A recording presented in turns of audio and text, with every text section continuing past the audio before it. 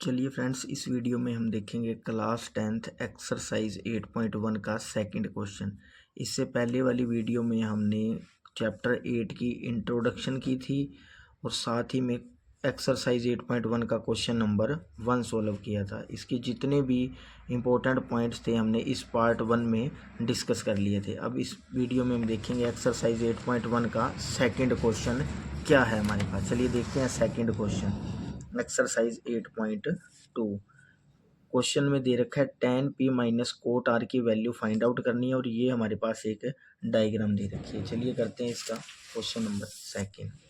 तो इस तरह से हमारे पास डायग्राम दे रखी है और हमने वैल्यू फाइंड आउट करनी है tan p minus cot r की। तो इन सबसे पहले इनकी वैल्यू फाइंड आउट करने के लिए हमने पाइथागोरस थ्योरम की हेल्प से बेस निकालना होगा, क्योंकि हमारे पास हाइपोटेनस की वैल्यू दी हुई है, परपेंडिकुलर की वैल्यू दी हुई है। हम पाइथागोरस थ्योरम का यूज़ करके ये बेस निकालेंगे। सबसे पहले पाइथागोरस थ्योरम क्या बोलती है, H square is equal to B square plus P square, यानी कि high blood pressure current square is equal to आधार स्क्वायर प्लस लंब का स्क्वायर।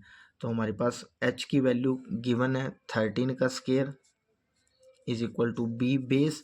बेस हमें फाइंड आउट करना है, तो बी का स्क्वायर प्लस परपेंडिकुलर पी की वैल्यू हमने क्वेश्चन में दे रखी है 12 का स्क्वायर। 13 का स्क्वायर होता है 169 और is equal to B square प्लस 12 का स्क्वायर होता है हमारे पास 144। तो 169 ये 144 प्लस का है, इस साइड में आके माइनस का हो जाएगा 144 is equal to B square. 169 में से 144 हम माइनस करेंगे तो आंसर आएगा 25 is equal to B square. ये इस साइड स्क्वायर है, इस साइड आके रूट में हो जाएगा 25 का root is equal to B. तो हमारे पास 25 का स्क्वायर रूट क्या होता है 5 centimetre is equal to B. ये हमारे पास बेस की वैल्यू आ गई, यानी हमारे पास बी कितना आ गया 5 सेंटीमीटर। अब हमने वैल्यू फाइंड आउट करनी है tan p minus cot r की। तो चलिए देखते हैं पहले tan p होता क्या है हमारे पास। tan p की वैल्यू थी tan थीटा होता है हमारे पास p अपॉन में b। tan theta p upon में b और कोट थीटा होता है b अपॉन में b, यानी कि tan थीटा का रिवर्स ही होता है कोट थीटा। तो tan थीटा होता है हमारे पास p अपॉन में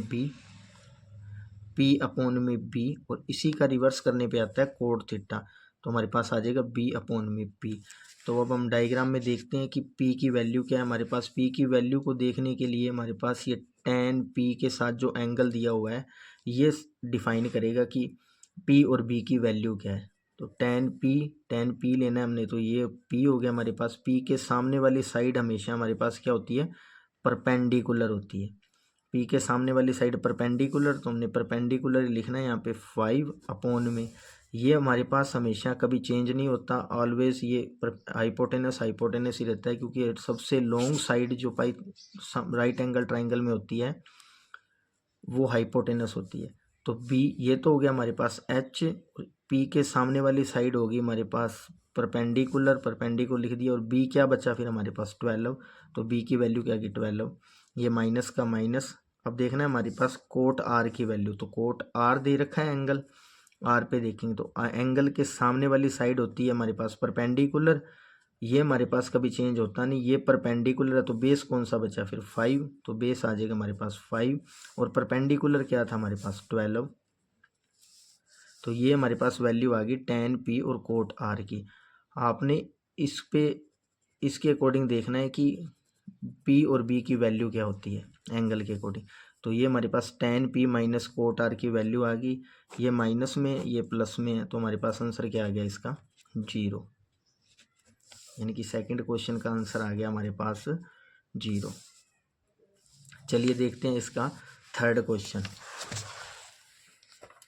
थर्ड क्वेश्चन में क्या दे रखा है, साइन ए की वैल्यू दे रखी है आपको 3/4, कोस ए और tan ए की वैल्यू फाइंड आउट करनी है। साइन ए की वैल्यू दे रखी है क्वेश्चन नंबर थर्ड के अंदर।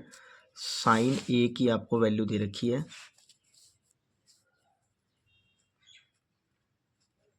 साइन ए क्या दे रखा है 3/4, और हमने वैल्यू किसकी फाइंड आउट करनी है कोस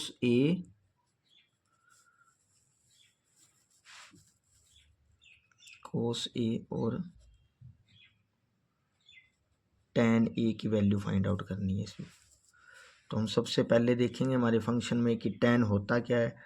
tan हमारे पास होता है p/h, tan थीटा होता है p/h। तो इसके सामने हम लिखेंगे p/h, यानी कि ये p हो गया हमारे पास लंब और ये h हो गया हमारे पास कर्ण। तो p/b की वैल्यू हमारे पास दे रखी है 3/4। तो सबसे पहले इसके लिए हमें डायग्राम ड्रॉ करनी पड़ेगी, राइट एंगल ट्राइंगल।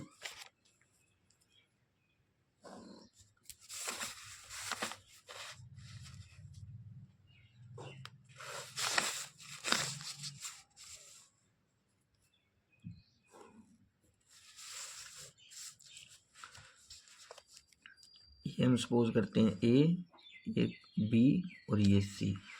तो साइन ए दे रखा है अब हमने फंक्शन में। साइन ए की वैल्यू है 3/4, यानी कि p/। तो ए के ऊपर देखना है, ए के हिसाब से हमारे पास क्या होगा। ए के सामने हमारे पास होता है परपेंडिकुलर। तो परपेंडिकुलर पी की वैल्यू दे रखी है हमारे पास 3 और एच की वैल्यू ये 90 डिग्री हो गया। 90 डिग्री के सामने हमेशा होता है हमारे पास एच कर्ण। तो ये एच की वैल्यू दे रखी है हमारे पास 4। तो ये इस पाइथागोरस की हेल्प से हमने क्या निकालना है, इस पी की वैल्यू निकालनी है हमने। एंगल ए के सामने परपेंडिकुलर था, परपेंडिकुलर की वैल्यू थी 3।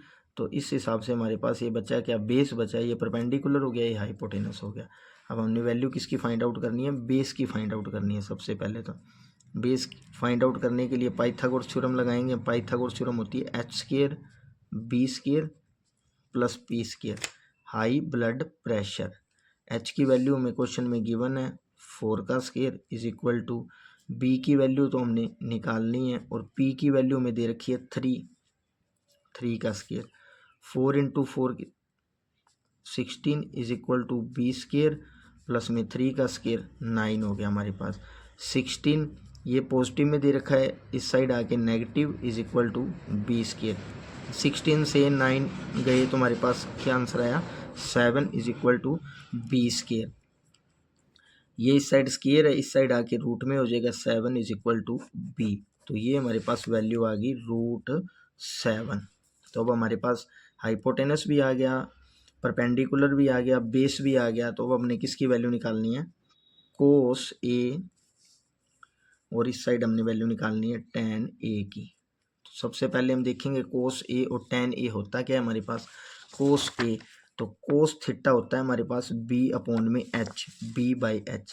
कोस की वैल्यू होती है b/h और tan की वैल्यू क्या होती है हमारे पास, tan थीटा होता है p/b, p/b। तो बस अब इसमें हम वैल्यू पुट कर देंगे। कोस ए तो ए के हिसाब से हम देखेंगे तो ए के सामने हमारे पास होती है परपेंडिकुलर। तो परपेंडिकुलर की तो वैल्यू हमें चाहिए नहीं क्योंकि इसमें b/h है। हमें वैल्यू चाहिए बेस की। तो ये तो h है, h तो हमारे पास सेम ही रहेगा क्योंकि हाइपोटेनस कभी चेंज होता नहीं। 4 बेस देखेंगे, ए के सामने तो है परपेंडिकुलर, यानी कि बेस क्या बचा इसका √7। तो इसका आंसर आ जाएगा √7/4। अब इसी तरह से देखते हैं tan ए की वैल्यू। tan ए तो ए के सामने तो होता है हमारे पास परपेंडिकुलर, इसमें परपेंडिकुलर की वैल्यू लिखनी है हमने। परपेंडिकुलर क्या हो गया 3 और बेस ये तो हाइपोटेनस कभी चेंज होता नहीं, 4 ही रहेगा। हमें वैल्यू चाहिए बेस की, तो बेस क्या हो गया हमारे पास √7। ये इसका आंसर आ गया। ये अब हम देखते हैं इसका क्वेश्चन नंबर 3 क्या है।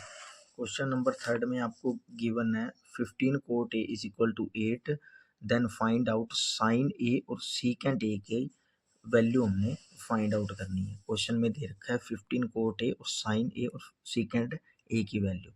तो इस क्वेश्चन में सबसे पहले हमने इस इक्वेशन को सॉल्व करना होगा। तो कोट ए ये हमारे पास क्या दे रखा है, मल्टीप्लाई में दे रखा है। तो इस साइड आके ये क्या हो गया हमारे पास, डिवाइड के अंदर हो गया। तो कोट ए की वैल्यू आ गई हमारे पास 8/15।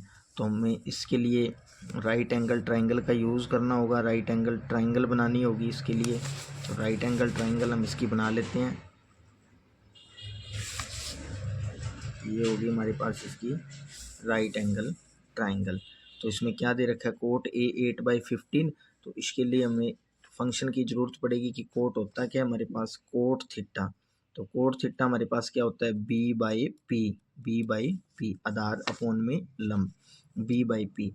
तो कोट थीटा क्या होता है हमारे पास, बी/पी। तो बी की कोट ए के सामने क्या होता है, इसका नामकरण कर देते हैं ए, बी और सी। तो ए के सामने हमारे पास क्या होगा, परपेंडिकुलर।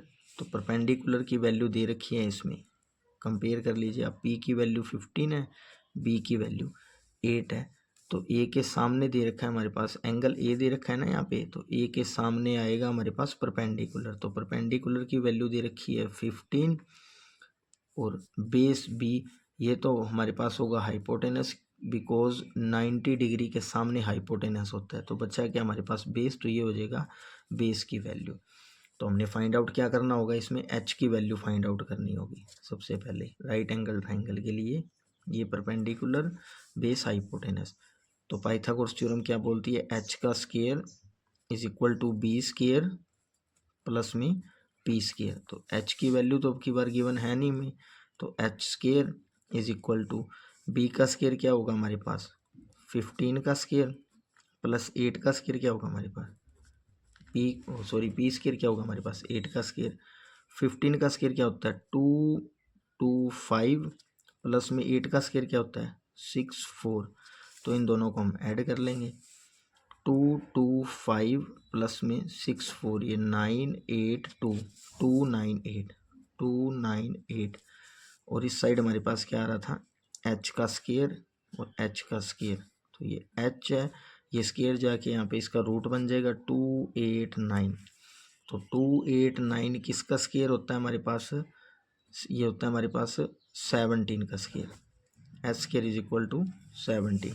तो एच की वैल्यू क्या आ गई हमारे पास, 17, यानी कि हाइपोटेनस क्या आ गया, 17। तो अब हमने देखना है साइन ए और सीकेंट ए की वैल्यू क्या होगी। तो साइन ए हमारे पास होता है क्या वैसे, पी अपॉन में एच। साइन ए, साइन थीटा क्या होता है हमारे पास, पी अपॉन में एच। और सेकंड फंक्शन दे रखा है हमारे पास सीकेंट ए। तो सीकेंट क्या होता है हमारे पास, कोस का रिवर्स होता है उल्टा सीकेंट।